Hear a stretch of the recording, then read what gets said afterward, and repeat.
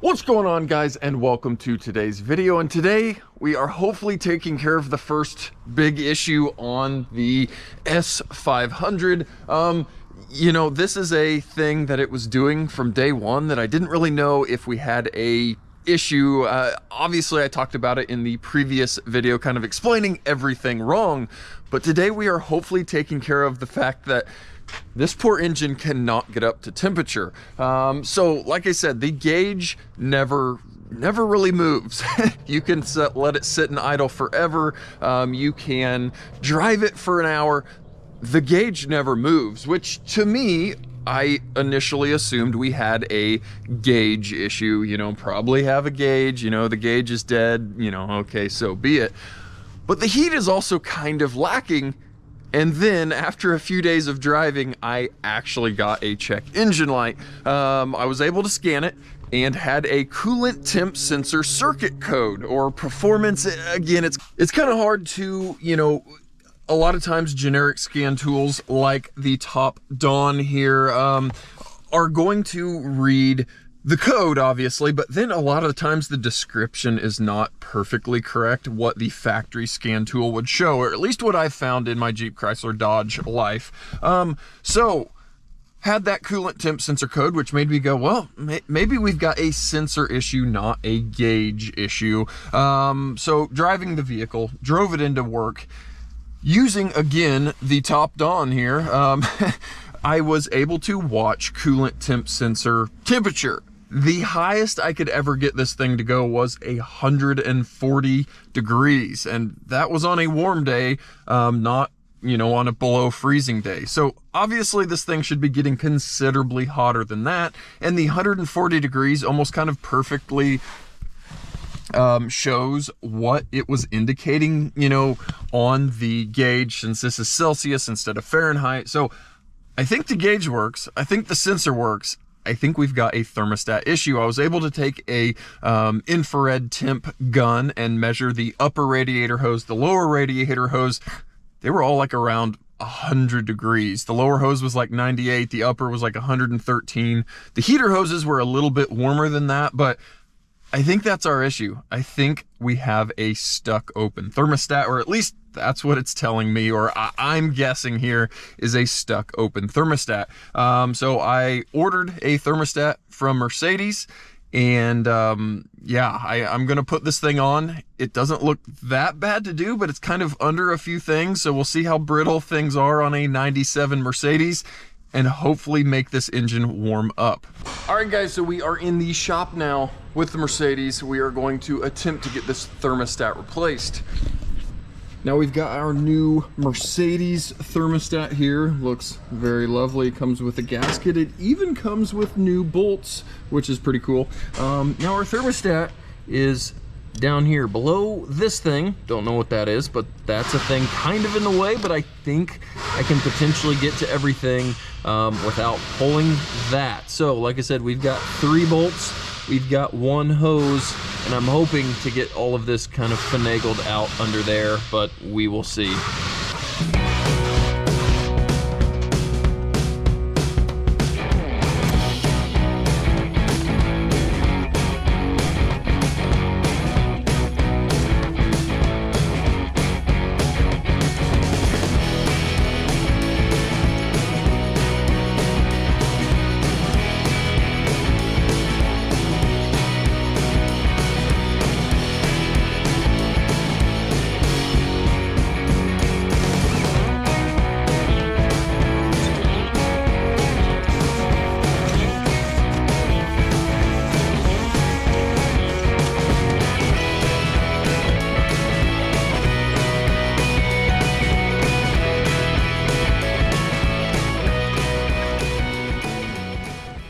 Well, guys, I finally got the thermostat in this thing, and that was absolutely terrible. I can't even describe how bad that was.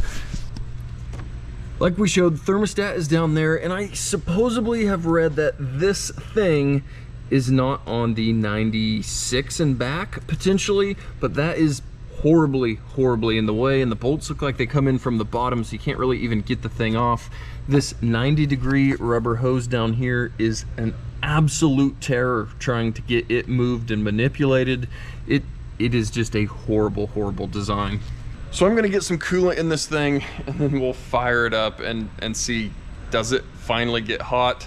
The old thermostat didn't really look bad. I mean, it's not hung open or stuck open, but if you can see, there is kind of a weird gap. That gap between the housing and that thermostat should not be there. So somehow, some way, this thing's either crooked, opening too early, something is happening. All right guys, so I've cleaned the engine off, got it full of coolant and fired it up and was cleaning up tools and stuff. And I'm already seeing warmer engine temperatures than I've ever seen before on this thing. So as you guys can see, we are creeping up on 80 degrees Celsius. Previous to that, I could barely ever even see it get off the little low needle or the 40-degree needle. I maybe once or twice saw it get to that first little mark there, but I have never seen the gauge move that far. So even though that thermostat didn't really look bad, yes, it was kind of pitched up, you know, a little bit angled. You could see daylight through it, which shouldn't be correct, but it wasn't just blatantly stuck open. That's what I was hoping to see. So when I got that thermostat off, I was a little bit worried that I wasn't going to be fixing my issue. But like I said, I am creeping up on 80 degrees Celsius, and I have absolutely never seen that with this car. So we at least now have a car that can get up to temperature. Now, will it overheat now that it has a working thermostat? I have no idea. I'm gonna have to drive this thing, but yeah, just excited to see the temp gauge move for the first time. Well guys, new thermostat installed and have driven this thing now, and I'm gonna show you the temp gauge. Yeah, would you look at that? We are 80 degrees Celsius. And again, everything I've kind of looked up shows that that is probably pretty correct coolant temperature. So yeah, gauge is good. Wiring is good. Sensor's good.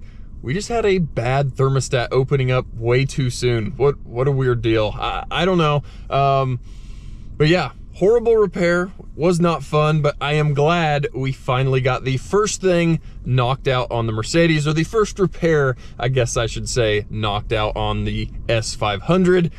There'll be many more to come. So guys, thanks for coming along. I know it was just kind of a little time-lapsey removal thing, but I had to get this thing taken care of. I badly wanted to see some engine temperature, and now I feel a little bit better about driving this thing. So guys, thanks for watching along and coming along on our first Mercedes repair. And guys, as always, thanks for watching, and we'll catch you guys next time.